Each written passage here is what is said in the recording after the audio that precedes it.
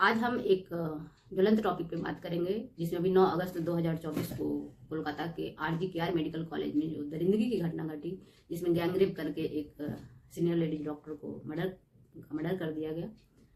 तो ये वही घटना है जो 2012 में दिल्ली में घटी थी। अंतर है कि वो चलती बस में की घटना थी, चलती बस में ये दुष्कर्म हुआ था। और इस बार की ये घटना एक रेप्यूटेड मेडिकल कॉलेज के सेमिनार हॉल में घटी।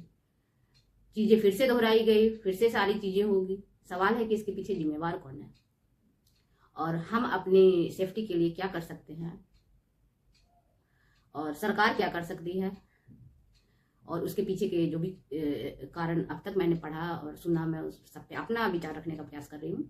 तो इसमें जो कोलकाता वो भूमि है जिसने माँ दुर्गा, माँ काली और भारत माता की संकल्पना की, जहाँ पे बेटियों को पूजने की परंपरा विकसित हुई, वो कोलकाता ही है।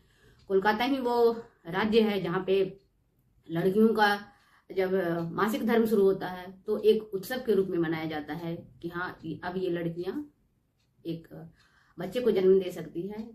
तो इसलिए उस चीज को एक उत्सव के रूप में मनाया जाता है, जबकि दूसरी जगह पे इसको छुआछूत के रूप में देखा जाता है। तो उस कोलकाता में, उस पश्चिम बंगाल में ऐसी घटना इसलिए घटी क्योंकि इस कलयुग में वहाँ कंस पैदा हो गए हैं। और RGKR मेडिकल कॉलेज के डीन हैं, उनपे बहुत तरह के एलिगेशन पहले भी लग चुका है।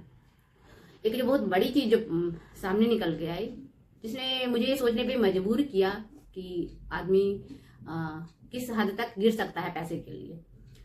तो वहां पे एक सेक्स रैकेट का काम चलता है। एक हॉस्टल का एक रूम नंबर 15 है जो स्पेशल इस काम के लिए रखा गया है, जिसमें ट्राइपॉड, विभिन्न तरह के कैमरे होते हैं और रिफ्लेक्टेड कैमरे होते हैं। और ये काम होता है जो वीकेंड पे होता है। वीकेंड पे होता है जिसमें कि जो अधिकतर लड़के लड़कियां हैं जो बाहर रहते हैं, तब ये चीजें की जाती है। इसमें जो महिला सेक्स वर्कर है उसको बाहर से बुलाया जाता है और पुरुष उसमें ओरिजिनल होते हैं। तो ये लोग करके उसको अंजाम देते हैं, उसको पोर्नोग्राफी वीडियो बनाते हैं विभिन्न तरह के। और फिर ये इसका कारोबार काफी टाइम से चल रहा था। ये 2001 में एक पहला लड़का था, सौमित्र विश्वास, उसने इस केस पर से पर्दा उठाने की कोशिश की थी। वो भी इसलिए कोशिश की थी कि उसकी एक महिला फ्रेंड थी, उस पे उसका ऐसा किया गया था कि कई बार जब महिला सेक्स वर्कर वो नहीं मिलती है और उस वीकेंड पे उन्हें वीडियोग्राफी बनाना है, वो क्या करते हैं कि वो लाश ले आते हैं और उसके साथ वो दरिंदगी दिखाते हैं। और दरिंदगी पोर्नोग्राफी में भी एकदम से वो घृणित से घृणित वो है ना कि किसी को आप दर्द देकर, किसी को दर्द देकर आपको मजा आ रहा है, उस तरह के वीडियो बनाने की वो चीजें विकसित हो रही थी।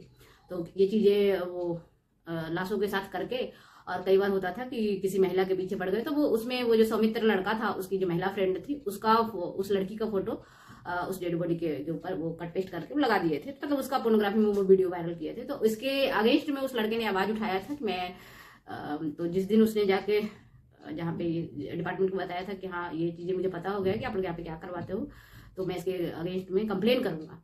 तो और उसी दिन है जो उसकी डेड बॉडी उसके हॉस्टल के रूम में मिला और उसको उसको मार के उसको पंखे में लटका दिया गया था। और पुलिस ने कहा दिया था कि ये मर्डर मतलब इसने सुसाइड कर लिया है। उसकी माता ने दावा किया कोर्ट के सामने कि मेरा बेटा सुसाइड नहीं कर सकता। और तब ये चीज बाद में निकल के आया था कि हाँ, ये मर्डर का केस था। इस बार भी उससे कुछ मिली जुली चीजें नजर आ रही है, क्योंकि जो इसका जो आरोपी है संजय राय, उसके मोबाइल में इस तरह के बहुत सारे घृणित और हिंसक पोर्नोग्राफी में भी हिंसक पोर्नोग्राफी, उसको हिंसक और उत्तेजक वो कह सकते हैं। तो उस तरह के वीडियोस के मोबाइल में मिले हैं और ये इसका कहीं ना कहीं वहां से लिंक है कि उस तरह की चीजें, क्योंकि इस तरह के काम वहां पे होता है। तो इस तरह के लोग, जो संजय रॉय जैसे कई सारे जो जेंट्स हैं जो इस काम में इन्वॉल्व थे, कई सारे डॉक्टर, कई सारे नर्स इसमें इन्वॉल्व थे, और इस सबका मिला जुला एक रैकेट वहां पे चल रहा था। तो जो भी लड़कियां या जो भी लड़के इसके अगेंस्ट में खड़ा होंगे, तो जाहिर सी बात है कि जब बात किसी के ऊपर बन आएगी तो उसे खड़ा होना पड़ेगा। और जैसे ही वो खड़ा होंगे तो उनके साथ अगर लड़के हैं तो उनको जान से मार दिया जाएगा और फिर उसको पंखे में लटका देंगे। और जब लड़कियां हैं तो एक 10 वीडियो और वो शूट कर लेंगे। बस यही उनका मकसद होता है कि क्योंकि जिस तरह से इस जो लड़की, ऐसे तो शुरू में ये लग रहा था कि सिंपल रेप का मामला है, बट बाद में बताया गया कि इसमें इसके जो योनि में 150 ग्राम का सीमेंट मिले थे। इसका मतलब है कि इसका गैंग रेप हुआ था, क्योंकि ये इतना पॉसिबल नहीं है जब एक डीन ही कंस का अवतार है और उसी के नाक के नीचे इतनी सारी चीजें हो रही है। और जैसे ही सीबीआई इस मामले में लगी तो पूरे सबूत को मिटाने के लिए गुंडों का एक रैकेट भेज दिया गया। इसके लिए हम अपने लेवल पे क्या कर सकते हैं? एक तो है कि ऐसी चीजें जब हमें पता चले तो अपने लेवल पे हम आवाज उठाने की कोशिश ना करें। इसका मतलब कि अगर हम सोचेंगे कि हम किसी डिपार्टमेंट से लड़ लें, तुम मेरा क्या बिगाड़ लोगे, तो ऐसा नहीं है, कोई हमारा कुछ भी बिगाड़ सकता है। तो अब ये भी नहीं है कि हम इस डर से हम कोई आवाज ही ना उठाएं, लेकिन हम आवाज उठाएंगे बहुत सोच समझकर। हमें सामने वाले को पीछे कहीं भी किसी भी जगह पे हमें गलत दिख रहा है तो हम पीछे से वार करेंगे, सामने से वार करने पे हमारा ही नुकसान होगा। तो बी केयरफुल, हमें जहाँ पे गलत दिख रहा है हम वहां पे सामने से वार ना करेंगे, चाहे वो लड़के हों लड़कियां हो जो भी हो। इसके अलावा हम लड़कियां, हर कोई कर सकता है ये, हम अपने साथ एक कोई न कोई रक्षा कवच कैरी करें। और वो रक्षा कवच क्या हो सकता है? हम किसी न किसी धार्मिक चीज से जुड़े। माँ दुर्गा अपने आप में एक रक्षा कवच प्रदान करती है। यदि हम उनके कुछ मंत्रों का हम डेली जाप करें तो हम अपने बुरे वक्त में भी अगर उनका आवाहन करेंगे तो वो हमारी रक्षा करेंगे। ऐसा नहीं है कि वो हमारी रक्षा नहीं कर सकते। हम इतने मॉडर्न हो गए कि हम नास्तिकता की ओर बढ़ रहे हैं और यह कहीं ना कहीं हार्मफुल है। तो हम क्या कर सकते हैं? हम कलयुग में जो हनुमान जी हैं उनको कहा गया है कि ये अवतारित देवता है, तो हम हनुमान चालीसा या राम जी का एक मंत्र है, राम रामेति रामेति रमे रामे मनोरमे। तो इस तरह करके कुछ एक चीज है जिसको हम हमेशा अपने याद में रखें कि मुश्किल टाइम पे हम उसका चैंट जाप कर सकें।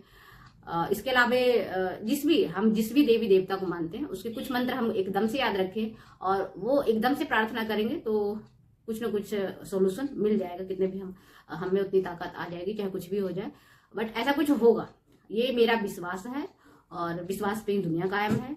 तो ये चीज लड़के भी करें, अपने साथ कुछ मंत्रों की शक्ति, कुछ ईश्वरीय शक्ति अपने साथ रखें, ताकि आने वाले इस कलयुग में जो रास्ते और समाज में जो राक्षस मिले हम उनसे मुकाबला कर सकें, हम सत्य के साथ रह सकें, हम सत्य का साथ दे सकें और समाज के भलाई के लिए कुछ न कुछ कर सकें।